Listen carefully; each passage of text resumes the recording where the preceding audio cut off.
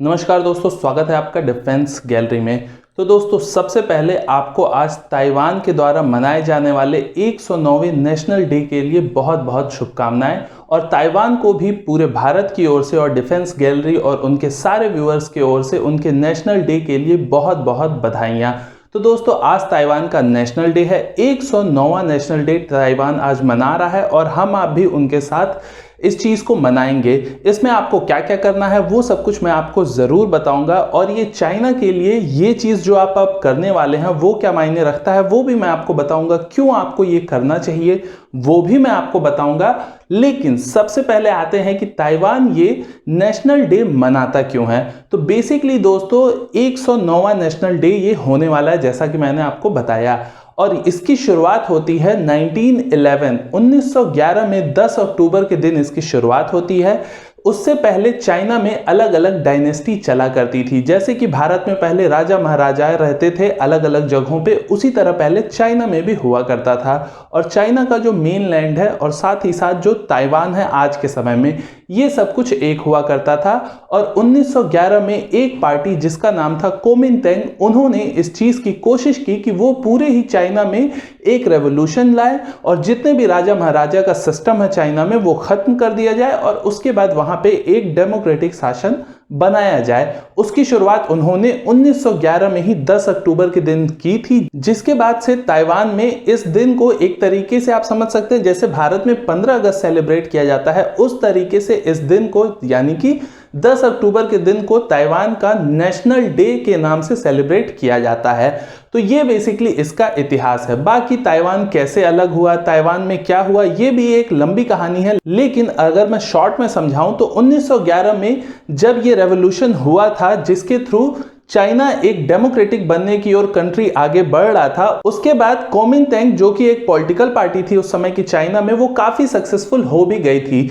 लेकिन कोमिंतेंग जो पार्टी थी, इसके जो मेन लीडर थे सोनियत सेंग, 1925 में उनका देहांत हो गया और सोनियत सेंग के देहांत के बाद उनकी पार्टी दो भागों में टूट गई और दो पार्टियां बनी। एक बनी नेशनलिस्ट पार्टी और दूसरी बनी कम्युनिस्ट पार्टी। तो जो कम्युनिस्ट पार्टी थी वही असल में आज चाइना है। आपको पता होगा शी जिनपिंग वो भी एक कम्युनिस्ट लीडर है और जो नेशनलिस्ट पार्टी थी वो बना ताइवान। तो ये बेसिकली था 1925 के बाद का फॉर्मूला और ये एक्चुअल में जो डिवाइड हुआ प्रॉपरली ये हुआ था 1949 में।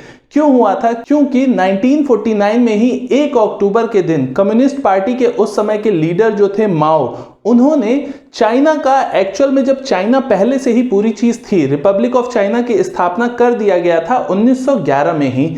लेकिन 1949 में 1 अक्टूबर के दिन माओ जो थे, जो कम्युनिस्ट पार्टी के लीडर थे, उन्होंने क्या किया? उन्होंने एक नया चाइना बना दिया। यहां पे ध्यान देने वाली बात है कि उन्होंने एक नया चाइना बनाया था। चाइना एक्चुअल में पहले से एग्जिस्ट करता था, तो उन्होंने एक नया चाइना बना दिया और उसके बाद फिर दोनों पार्टीज में लड़ाई होने लगी और फाइनली क्योंकि कम्युनिस्ट पार्टी ज्यादा हावी हो रही थी, इसकी वजह से जो नेशनलिस्ट पार्टी थी वो सिमट के रह गई सिर्फ ताइवान में और कम्युनिस्ट पार्टी ने पूरा कब्जा कर लिया मेनलैंड चाइना का। और उसके बाद से ये दोनों कंट्रीज का विवाद इसी तरह चलता रहा। और सबसे आश्चर्य की बात यहां पे ये आती है दोस्तों कि 1971 तक के समय तक दुनिया की ज्यादातर बड़ी बड़ी कंट्रीज, ताइवान जो कि रिपब्लिक ऑफ चाइना के नाम से आज भी जाना जाता है, उसे ही एक्चुअल में चाइना समझती थी। जो आज के समय में चाइना है, जिसे हम आप चाइना की तरह जानते हैं, वो है पीआरसी यानी कि पीपल्स रिपब्लिक ऑफ चाइना।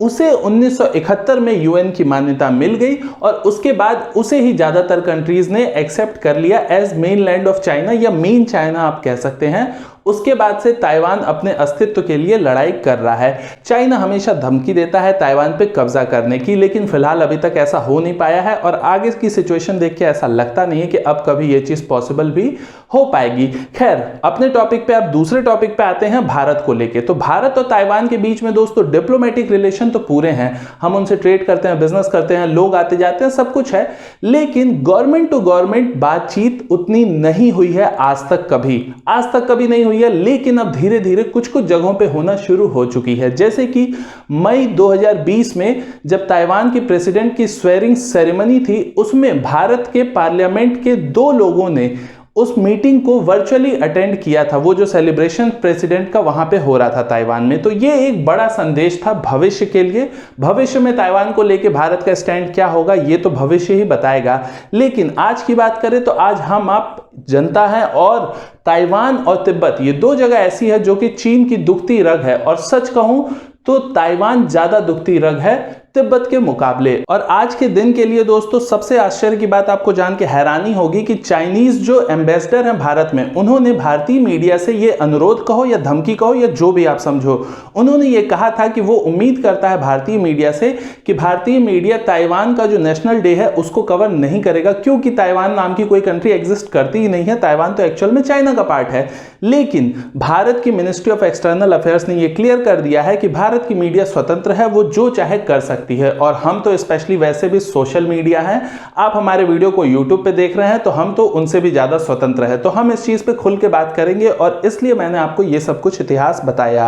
अब आपको क्या करना है वो मैं आपको बताता हूं। दोस्तों अगर आपने मुझे ट्विटर पे फॉलो नहीं किया है तो लिंक डिस्क्रिप्शन में है, वहां आपको फॉलो करना है। उसके बाद वहां पे मेरा ऑलरेडी आपको एक ट्वीट मिलेगा जिसमें कि मैंने कुछ एक हैशटैग का उपयोग किया है। उस हैशटैग को आपको भी यूज करना है। कैसे यूज करना है? मैंने जो ट्विटर पे पोस्ट किया है उसको आपको क्या करना है, उसको रीट्वीट करना है। लेकिन सिर्फ रीट्वीट नहीं करना है, आपको रीट्वीट विथ कोट करना है ताकि आप उस पर लिख भी सके। और आपको लिखना है hashtag India stands with Taiwan, और साथ ही साथ आपको टैग करना है मुझे, मेरी आईडी पे @ManishJ449 लिखना है आपको। और उसके बाद आप मुझे टैग करना भूल गए कोई बात नहीं, लेकिन आपको जो ताइवान की प्रेसिडेंट हैं उनको टैग करना नहीं भूलना है। उनको ये बताना है कि भारत के लोग आपको सपोर्ट कर रहे हैं, क्योंकि ताइवान से भी 2-3 बार ऐसी कई चीजें आई हैं जिससे कि क्लियर पता चलता है कि ताइवान चाइना के अगेंस्ट में भारत को कितना ज्यादा सपोर्ट करता है।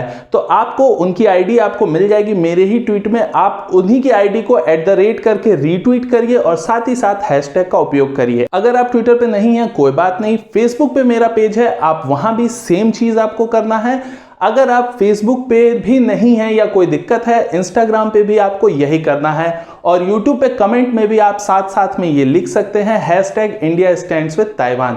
तो ये बहुत सारे ऑप्शंस है जो हमें आपको मिलकर करना है, और ये मैं चाहूंगा कि जितने भी यूट्यूबर्स हैं वो भी इस काम को करें। हालांकि मेरी बहुत सारे डिफेंस वाले यूट्यूब चैनल से बात हुई है, वो लोग भी आपको इस तरह की बातें अपने वीडियोस में बताते हुए आज आपको दिखाई देंगे। लेकिन आपको अपना स्टैंड लेना है और आपको ये काम जरूर से करना है। तो आप ये काम करिएगा। ये चाइना को जवाब देने का इससे अच्छा मौका आप सीधे अगले ही साल आएगा 10 अक्टूबर के दिन, दोबारा नहीं आएगा। तो इस काम को भूलिएगा नहीं, आप जरूर से अपने हाथ में रखे हुए चाइनीज फोन से ही ये काम करिए, लेकिन ये काम करिए ताकि चाइना की बैंड अच्छे से हम बजा सकें। तो बस दोस्तों अभी के लिए इतना ही। ताइवान इंडिया के रिलेशन के बारे में हम किसी और दिन डिटेल में बात करूंगा। आज सिर्फ यही एक मैसेज देना था आपको। ये काम करना हमारे लिए जरूरी है और आप करेंगे, मुझे भरोसा है। नमस्कार, जय हिंद।